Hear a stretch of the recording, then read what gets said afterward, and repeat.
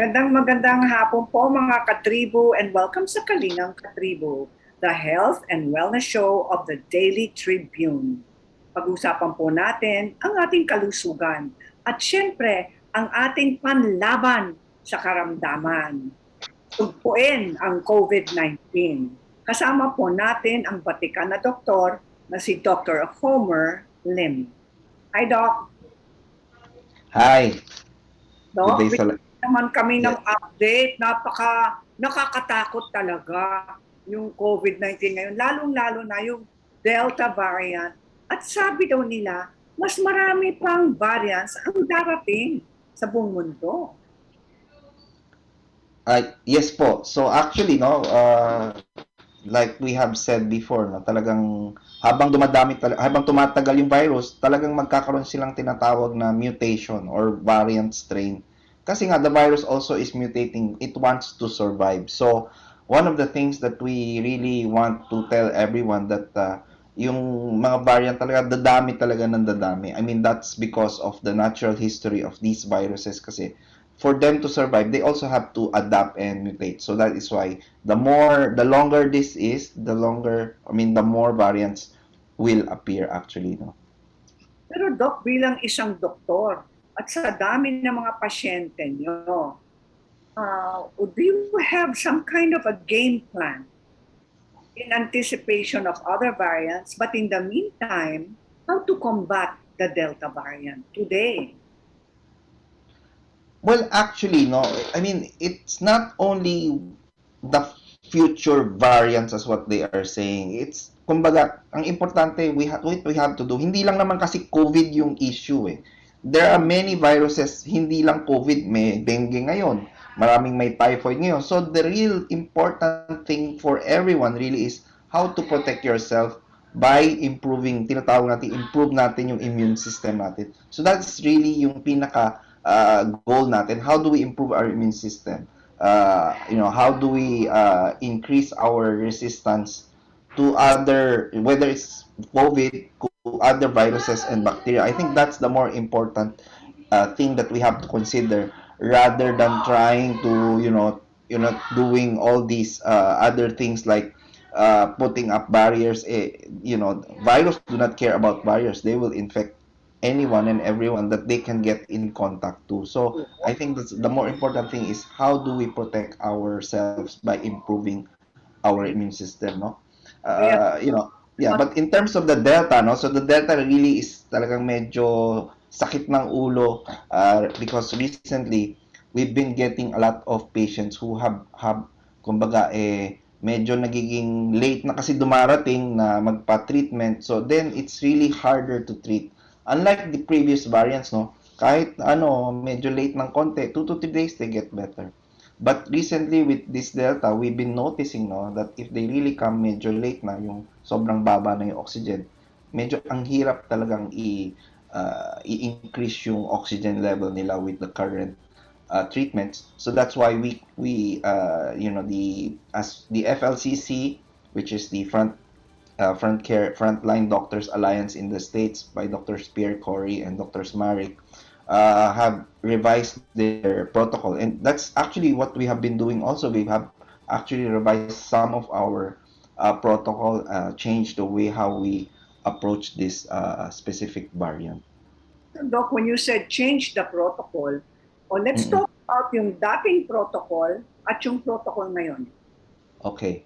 So the first thing that is kumbaga that FLCC and what we suggest now is yung before kasi we were advising people as a tinatawag nating prophylaxis or prevention, no, taking the medicine called Ivermectin instead na once a week or once every 2 weeks.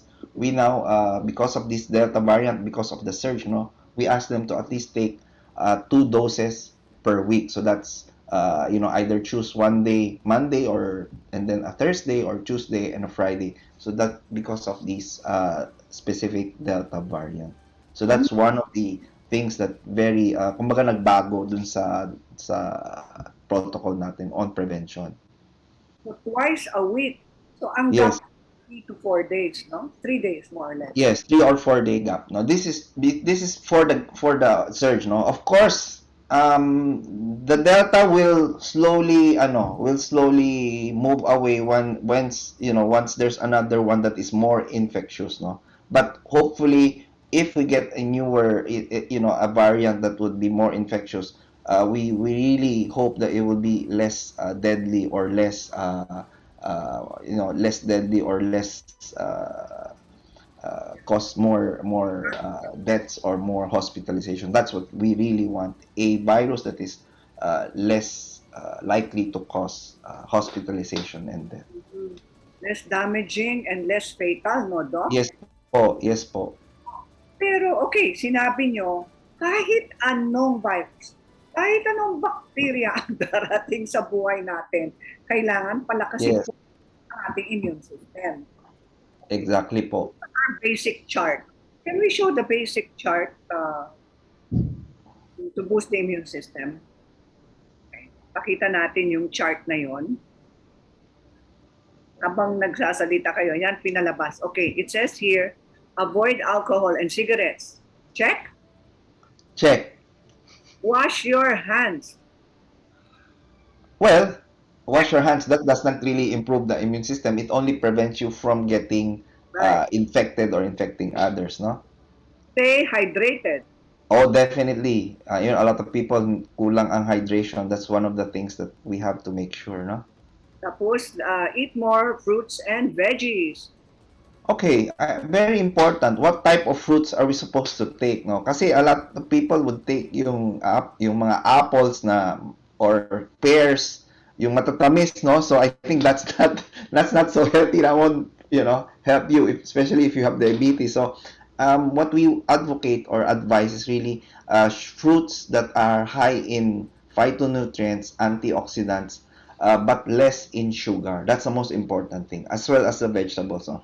Maraming pilosopo sasabihin, oh, kumakain ako vegetables, I eat potatoes. So I think it's more important for us to eat that, food, di ba? Fiber-rich foods, but, low in carbs, no? Okay, sa tingin nyo, ano ang safe fruits? Very safe fruits. The Kahit wala safer Yeah, the safer fruits would be yung low carb or low in sugar amount. So instead of getting red apples, you get green apples, kiwi, your avocado, your berries, your blueberries. Medyo expensive lang pero these are very good. Your bayabas, no, yung guava. So these are high in vitamin C and other antioxidants. Your lemon, your calamansi, no. So all of these are cheap and available. So I think we have to use yung local, wag naman lagi yung imported because it's not so affordable for everyone, ba? So but all of these basta as long as it's not too sweet then it's okay. Ayun. Okay, Doc. Ito naman. Um, Sinabi nyo na yung original virus ng COVID ay not as, how would we say, as vicious as Yes, the Delta variant. yes po. Kaya, Doc, nagiging mas I think again because of the way the virus mutated, no, and also honestly, I think more than the virus mutating to a deadlier form, it's really because of our immune system. We've been locked up for how many years now? Not days, not weeks. We've been locked up. People are staying at home. They're so afraid. So they're not getting enough sunlight. I mean, how many more studies do we need to tell people that you need vitamin D? If you cannot go out to take to do sunbathing, you have to take your vitamin D, your vitamin C, because this will actually help protect you from getting infected. And if you do get infected, your chances of getting a severe form of infection would be lesser. And these are very cheap, affordable, and most of the time free, especially vitamin D, free ways or to get your immune system up to to the best that it can possibly be. okay. Let's look at the original list that Dr. Landrito recommended. Nandiyan ba Mm, yung poster natin sa vitamins? Ayan, Doc. Ito yung healthy lifestyle tips. No? yes. Okay, okay with the sleep, the exercise, cardiovascular exercise, get sunlight every day. Ilang Yes. minuto, Doc? It's not a matter of minutes. It's a matter of getting your skin slightly reddish, medyo pula-pula. Good. Yun ang gusto mo. Of course, women, ayaw natin umitim yung mukha, ayaw natin magbumilis mag-age, no? Photo aging. I would suggest yung back natin, yung our back. So because your back has a large area, no? So you can absorb more vitamin D from the sunlight. So ang target natin is more that once your skin gets a bit reddish, then that should be enough, no? Okay. Pero dapat araw-araw yun. As much as possible, araw-araw. So, Doc, if somebody doesn't want to get too burned, pwedeng uminom na lang ng vitamin D. Can we go to our Yes. vitamin Yeah. poster? Yeah. Actually, we do advocate vitamin D orally, no. In fact, I take myself. I take at least 5,000, vitamin D on a daily basis, no. This is from your Yeah, poster. yeah. I think that's from our website. Yes, that's IV therapies. IV therapies. You Yeah, have that IV therapies for immune system is actually high dose of vitamin C with a bit of zinc, no. So that's what we use, no, and together with some how do you use glutathione. the vitamin C sa IV drip nyo, Doc? IV drip for wellness, you can go from 15 to 30 grams, no? 15,000 milligrams to 30,000 Uy, milligrams of vitamin C. mataas rin, ha? Oh, not so much. I mean, 30 grams is, actually these, I have a lot of, because I do see a lot of, cancer patients. When they're on their high dose vitamin C, I haven't seen a patient on high dose vitamin C who got infected with COVID, whatever variant. So I think this is one thing that we really have to look at. In fact, in China, no, and in China, and Dr. Varon, if you remember Dr. Varon, Dr. Pierre Corey, Dr. Marek, they were actually using high dose vitamin C in ICU patients with COVID. So I think this is also very important thing to consider for our doctors. Oo. Doc, yung vitamin C drip na 10,000, okay yun, Mm. no? Yeah, that's okay. That's okay. If you want to supplement the 10,000, you still can take your oral doses of vitamin C. So Pwede it's na. fine. It's fine. Pwede. Yeah, pwede. You can augment your oral with the IV. That's fine. Matanong ko nga, anong klaseng vitamin C? Maraming klaseng vitamin C. Nalilito na ang ating mga katribo. Okay, so the cheapest, of course, is what we call the ascorbic acid, no? The only issue with ascorbic acid nga, maasim. So maraming tao, sumasakit ang sikmura. So that is why there's a alkaline form of vitamin C. It's called the sodium ascorbate. But there are other forms of ascorbate. There's potassium ascorbate. There's calcium ascorbate. There's even magnesium ascorbate. So all of these are all vitamin C. Iba lang talaga yung compound or mineral na kinabit. Pwedeng sodium, pwedeng potassium, pwedeng magnesium, no? So these are the alkaline forms of vitamin C. Now, the more expensive one is called yung liposomal vitamin C. Liposomal is actually, the reason it's expensive is because of the way it is manufactured. The advantage of what we call the liposomal vitamin C, when you take it, 100% ang absorption. So if you take 1 gram, complete yung 1 gram yung ipupunta sa blood mo, no. If you take your oral vitamin C, yung ascorbic acid or sodium ascorbate, you're lucky if you can absorb 30% of that. So mas mabuti kung hindi liposomal vitamin C, uminom na lang ng siguro 6 ng 7. Yes, you can drink more vitamin C pero in divided doses. So if you want to take like say 2 grams, so you make it like 500 milligrams 4 times a day. That would be better rather than taking one big dose. It won't be as effective as taking in divided doses. Yung vitamin D, single dose yung 5,000 IU. Yes, if you can take vitamin D in a single, that's better, no? And then after a meal. So vitamin D is best after a meal, no? After a meal, not during a meal. Yes. Saling ni Doc, Doc, sa dami ng mga pasyente nyo, yung mga success rate ninyo laban sa COVID, can since a year and a half ago? Okay, so from the day we started treating COVID, no, I mean, I didn't even think or even thought about being able to, treat COVID, online and, remote, no. From since last year, no, we actually have treated over, personally, I would say around, 5,000 over na. Um, so, I'm pretty, as long as they don't come with, if they comes, start to talk to me with an oxygen of 60, 70, I will tell them you have to go to the hospital because it's impossible to treat them.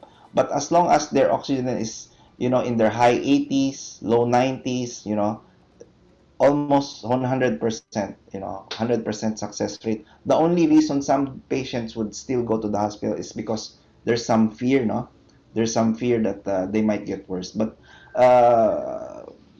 we have been getting a very good success rate with our protocol, which already have already published online. No? Our protocol is called iProtect, no? iProtect.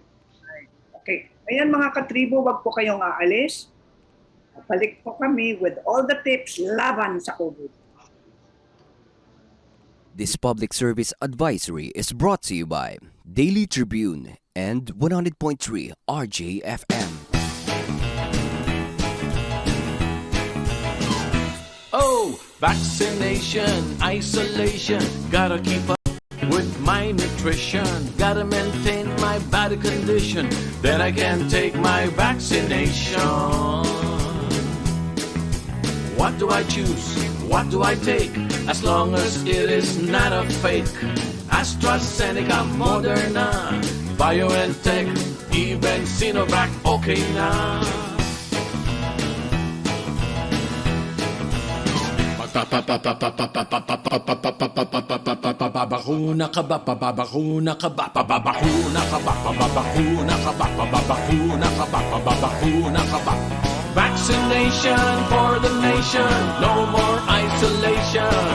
With vaccination, pababakuna ka ba? Pababakuna ka ba? Pababakuna ka ba? Pababakuna ka ba? Pababakuna ka ba? Pababakuna ka ba? Pababakuna ka ba? Paturok, paturok, paturok. This public service advisory is brought to you by Daily Tribune and 100.3 RJFM.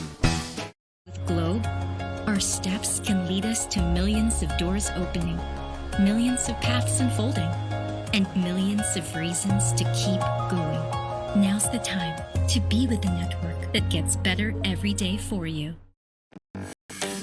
Araneta City, home to the country's first indoor shopping mall, the world's original Thrilla, and the first ever Bini Bini pageant. Now a place for your first win, your first catch, your first home, your first big break, your first date, and even your first love. Araneta City, the city of first.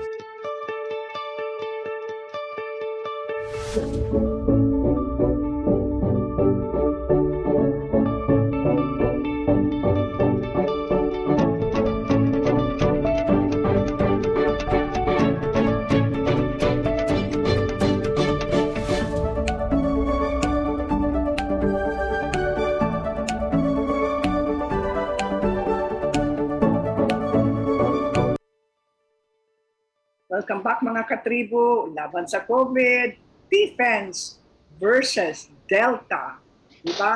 EVD. With Dr. Homer Lim. No? Di ba sinabi niyo sa akin, in private, napaka-unpredictable yung Delta variant. Sa totoo lang, let's share it with our katribo.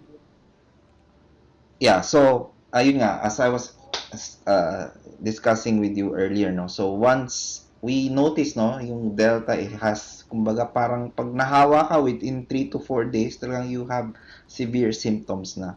So really, yun yung issue dun eh, especially kung, and it doesn't care, it doesn't care whether you're vaccinated or not, talagang it will infect everyone, and I think this has been shown already in Israel, in United States, you could see nagkaka-surge na in UK, no, nagsa-surge na naman sila despite having high rates of vaccination. So we really know that this Delta, parang immune siya dun sa vaccine that we have currently. So that's why we are really pushing everyone to make sure that your immune system is strong. It doesn't mean that you get the vaccine, okay ka na, hindi ka na mahahawa at hindi ka na mahahawa, no? It's okay siguro kung mahawa ka but you have mild symptoms. But what about those na nasa bahay na wala pang bakuna and then they get infected? So we have to protect not only ourselves but also everyone around us. So it's very important to really, aside from taking the vaccine, you boost your immune system para double yung ating protection. Hindi lang from the vaccine but also your own tinatawag nating innate or self-immune system fighting this virus. Our innate immune system is supposed to Yes be a po. natural process. Pero Yes. yung immune system, hindi niya kilala ang COVID virus, ang coronavirus. You're talking about the vaccines. Right, yes. Yes, So, yes, our own immune system does not know from experience the yes. coronavirus.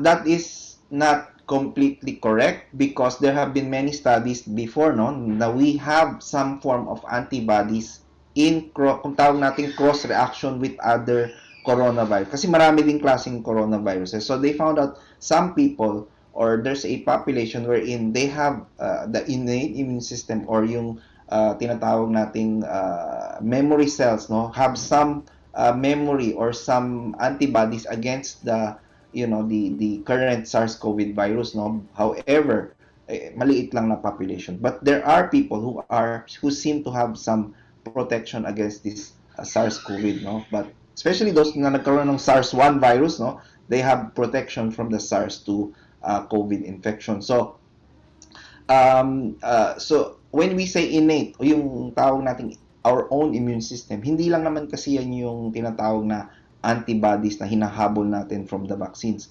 We're actually you have other immune cells like your T cells, your natural killer cells. So all of that is part of the whole immune system. So I think there are even doctors now or yung tawag nating vaccine experts who is advocating not a spike protein based vaccine but actually tinatawag niya lang T-cell or natural killer cell vaccine kasi nga they found out this might be more effective, but again it's all conjecture, wala pa namang gumagawa ng T-cell based vaccine.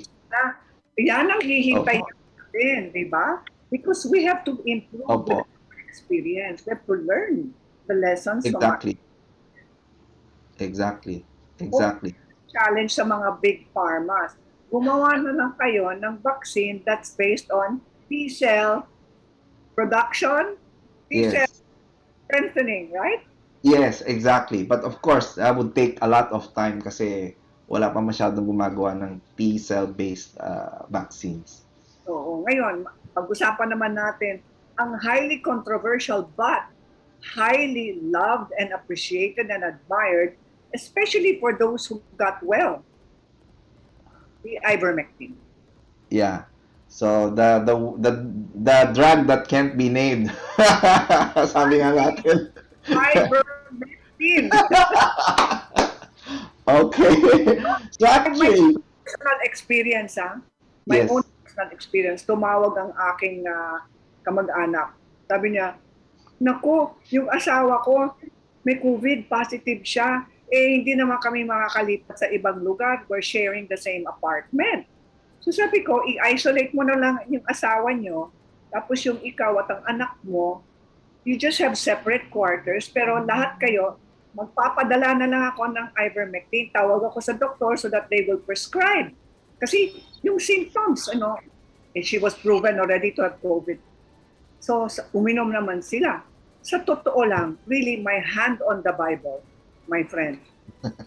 Hindi ang asawa at anak sa nanay. Hindi. But she also got well after taking Ivermectin for 5 days, following the protocol of Dr. Akesis. This was early on, siguro mga 6 months ago. Ngayon, Doc, how can I say it does not work when I know for a first-hand experience it does? Yes. So that that's one of the things that it really confounds me more than anything to say that this does not work. Um, Based on our not only in the Philippines, this is experienced in Europe, in South America, even in India. They had success with. I mean, there are states in India because it wasn't national, but there are states such as Uttar Pradesh. State has very low levels of infection and death. In Mexico, some states also in Mexico, they do have lower cases as compared to the national average. So we do know that it really works. This drug is a talagang, I would say, a wonder drug. And mind you, it's not only for COVID. It can even help in patients with dengue. So because they were treating it for COVID, kala nila COVID, so take siya ng take ng ivermectin, and only to found out it was dengue. But the patient got well within 5 days of the dengue, which is not so common. So they usually would take them at least 1 to 2 weeks to be completely recovered. So this drug really is a wonder drug. Whether or not experts, so-called experts, who I don't know how many patients have they treated with COVID, with and without ivermectin. I just want to know that number before they can say really that it doesn't work. How many more, how do you say, randomized control trials do they want to do rather than saving lives? I think that's the most important thing. What we're doing is we're just trying to save lives, avoid them from being hospitalized, avoid them from being died. What's wrong about that? Even drug companies, even those vaccine manufacturers have said, aside from vaccine, we need early antiviral treatment. Vaccine alone will not, I will repeat, vaccines alone will not eradicate or stop the COVID virus. So it has to be in combination with an antiviral treatment. And yet they're still looking for their wonder drug, even though it's right in their faces. So it's really confounds me and really is a worry for me, because suddenly science is not about science. Science is about other things, which is quite unacceptable, really. Mhm. Alam nyo, Doc, sa totoo lang, ang dami kong mga kaibigan na vaccinated, umiinom pa rin ng ivermectin.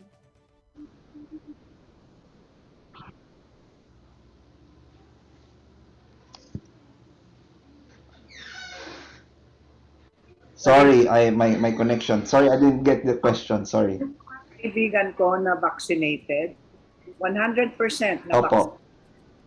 umiinom pa rin Yes. ng ivermectin, naniniguro na sila. Yes. Exactly. That because what we already see, what's the experience in Israel? If you look at Israel, they're already starting giving third doses. In UAE, they're also doing third doses. Why?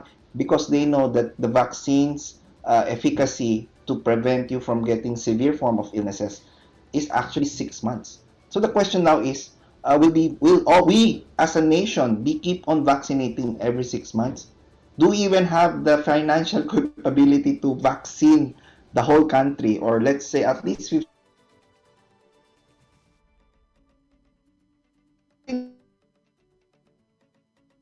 Tama ang sinabi ni Dr. Homer din habang hini Another roadmap wherein,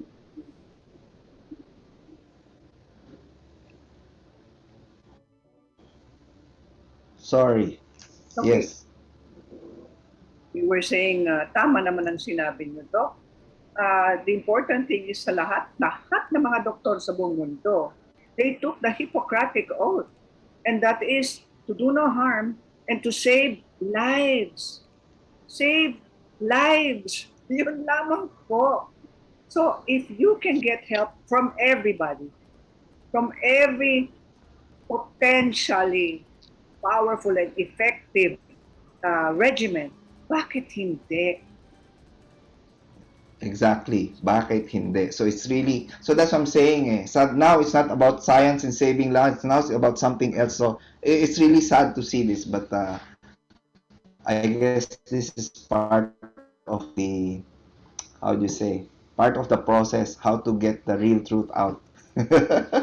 Sinasabi nila, Doc, baby steps, baby steps. So at least approved na ng FDA na off-label use, di ba? Pero matagal na yung off-label na pwedeng gawin naman ng mga doktor yun, no? To prescribe. Well, yeah, I mean, doctors are allowed to prescribe. It doesn't only, it's not only ivermectin. Actually, doctors have been doing off-label prescription since, since the beginning of medicine, I think. So because we are all trying to get to get patients better. We are trying to look for solutions to help patients. Of course, we do this as part of the thing. I mean, as part of being doctors, it's really how do we make our patients get better. How do we save them, save lives? We cannot just sit and wait for drug companies. We should also do our own part in looking for solutions. So I think that's the most important thing. We have to be independent. We have to avoid what we call being swayed by opinion rather than looking at the data as they are, and then make your own decision rather than just following in official, what we call an official narrative. I think that's a bit dangerous when we start saying, oh, because I follow only this and I follow only that. What if that narrative is uh, false pala? So what happens then? We are not parang we are not being truthful to our oath, which is actually saving lives. Mhm, mhm. I know that it's only a 30-minute show, pero sana mas mahaba ang ating diskusyon, no, Doc? Ngayon, Doc, sa experience po ninyo, sa karanasan po ninyo, in all the years you've been practicing medicine, what is the one truth you'd like to share with our katribo about surviving all the challenges of the 21st century in terms of any kind of invader that will ever challenge our immune system? Well, I think what we have to emphasize to everyone really is you have to trust your body, meaning you have to make sure that you are going whatever you're going to put in your body, whether in your mouth, in your skin, on your hair, will these things make your body stronger or will it make it weaker, right? So, 'di ba sabi nga nila, your body is a temple. So, how do you serve that temple? How do you protect and make your temple, your body, this body strong and kumbaga resistant to what we call the bad bacteria or bad viruses or bad funguses or whatever would come out in this day and age. So I think we have to be more aware of what we put in our body and what we put in around our body. So I think that's what we have to really think about. Doc, tell us more about your clinic in Akesis. Yeah, so our clinic in Akesis is at Banawe Street. Now it's called the Banawe Lifestyle Center. So we're open actually in the afternoons, but because of the ECQ, we're only open three times a week. You can go to our website or our FB page, so you could see our services there, including vitamin C, vitamin infusions, acupuncture, energy healing.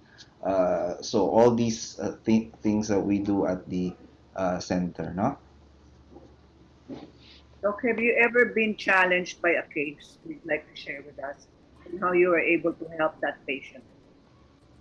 Um, for COVID, actually we have several. I mean, the oldest patient, personally, the oldest patient I treated with COVID was 94.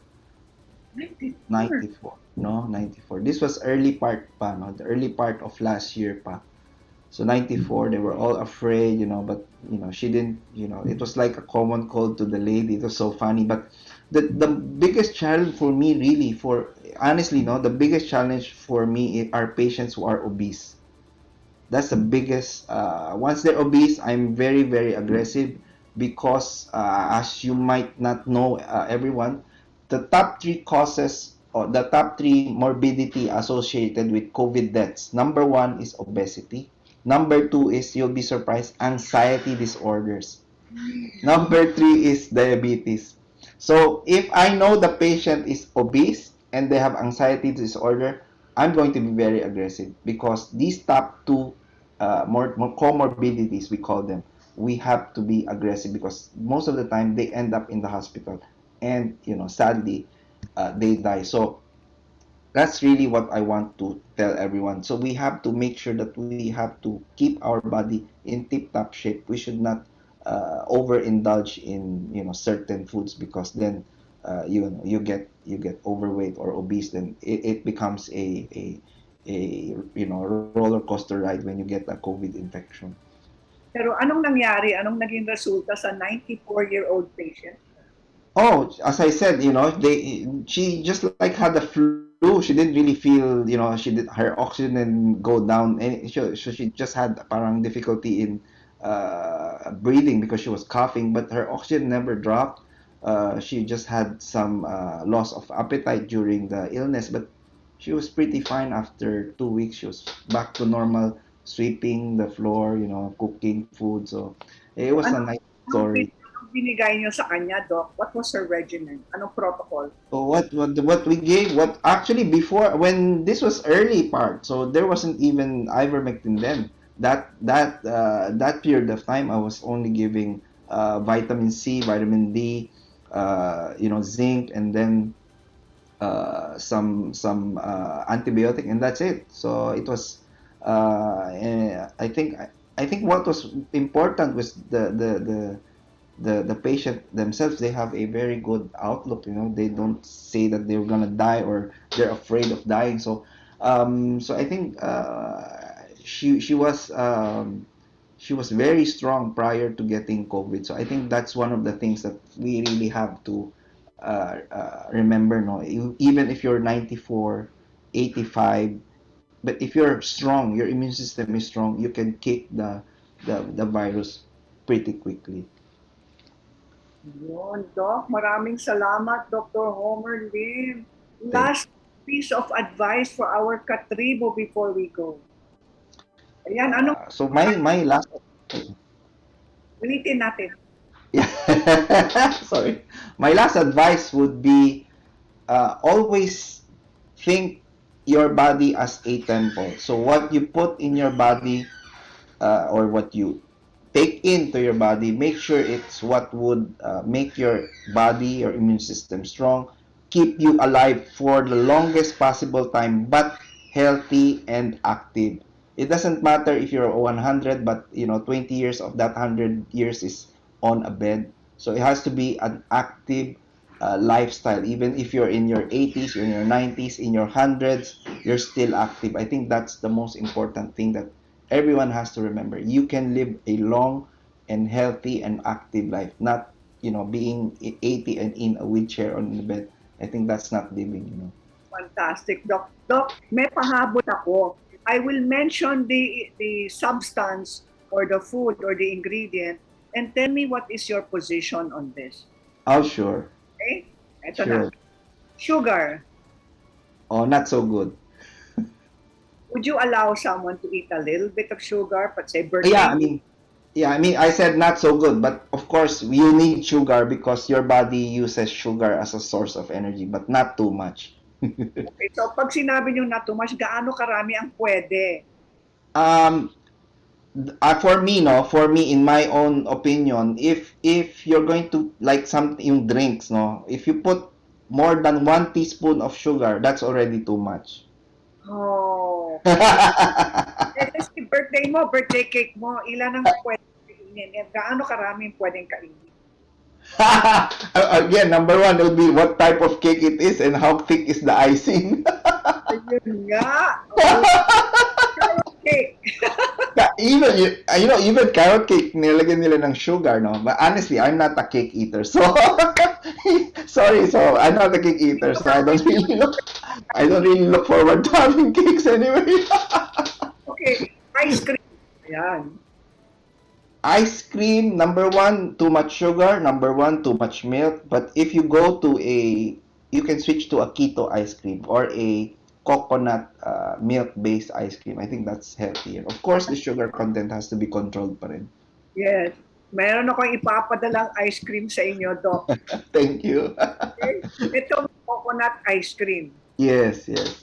Not been launched yet, but I Oh, very interesting. Very of interesting. this product. Okay? Okay. Word of love yun. Papadala ko sa inyo, Doc. Ha? Malapit na. Thank you. Thank you. Okay, pangatlo na yata. Carbohydrate. Carbohydrate.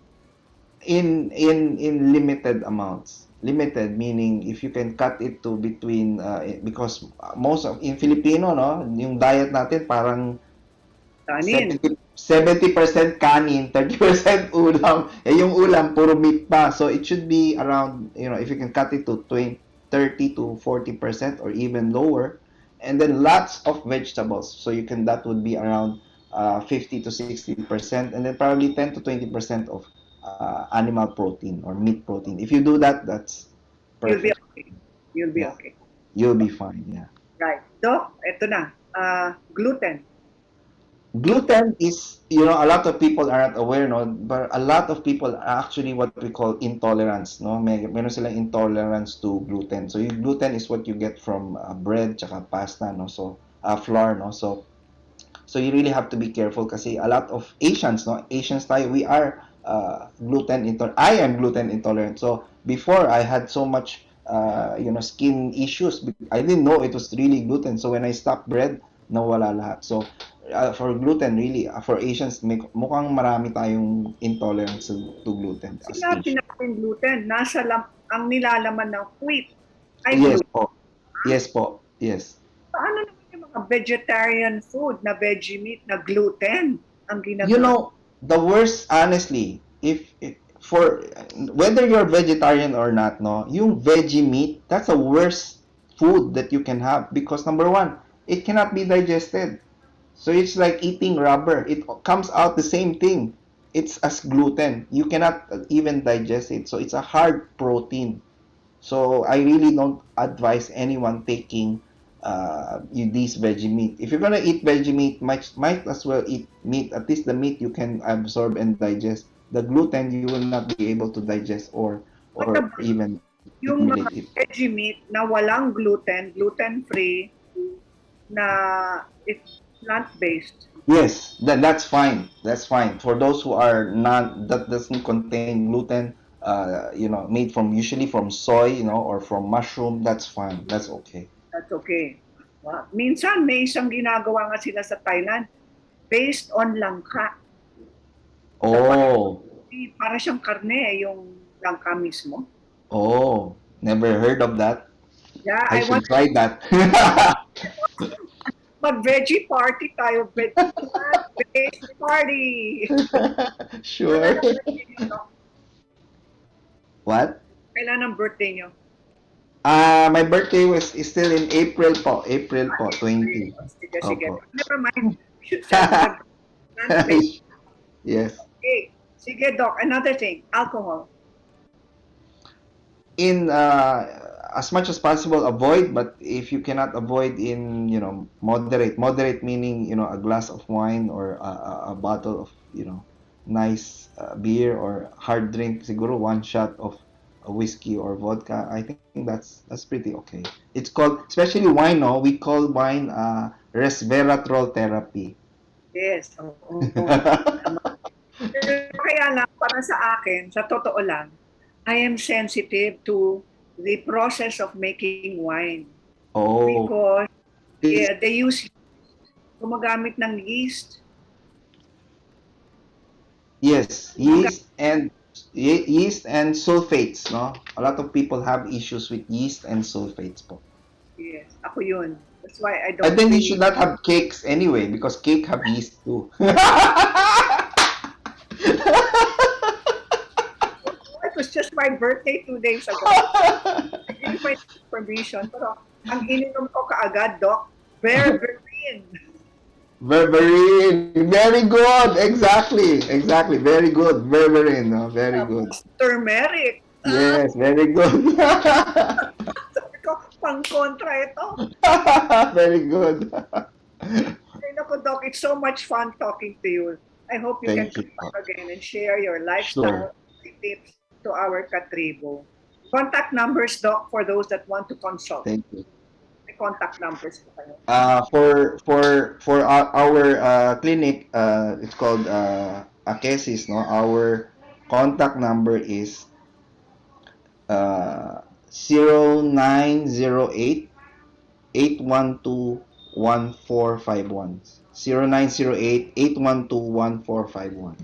Last on the screen. Ayan mga katribo, for better health, for stronger immune system, contact Dr. Homer Lim at Akesis. Ayan po, magbabook na po kayo. Nang sa ganon, we will be a healthier, stronger Philippines. Maraming pong salamat, Dr. Homer Lim. God bless Thank you. you. Thank you. Thank you. See you very soon. See you. Bye. Katribo, another exciting and interesting episode dito po sa Kalingang Katribo. Stay safe, everyone. Ito po si Cory Quirino.